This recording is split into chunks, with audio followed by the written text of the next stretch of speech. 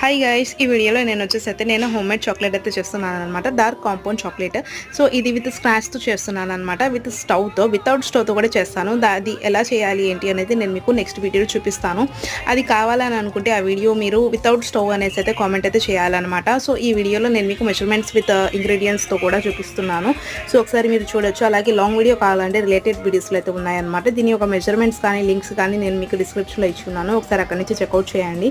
అలాగే దీనికి కావాల్సిన ingredients cocoa powder, cocoa butter and icing sugar, తర్వాత వచ్చేసి మిల్క్ పౌడర్, ఆ తర్వాత వచ్చేసి కోకోనట్ కోల్డ్ ప్రెస్డ్ ఆయిల్ అనమాట. ఇవన్నీ వేసుకొని మంచిగా మిక్స్ చేసుకున్న తర్వాత మనం మౌల్డ్స్లోకి ఫిల్ చేసేసుకొని ఆ తర్వాత మంచిగా ట్యాప్ చేసుకొని మన ఎయిర్ బబుల్స్ అనేది ఎక్కడ కూడా ఏర్పడకుండా మనం మంచిగా మౌల్డ్స్లో పెట్టి ఒక 10 to 15 మినిట్స్ అనేది మనం ఫ్రిడ్జ్లో అయితే పెట్టేసుకోవాలన్నమాట. అంతేనండి, మన హోమ్ మేడ్ చాక్లెట్ అయితే రెడీ అయిపోతుంది అనమాట.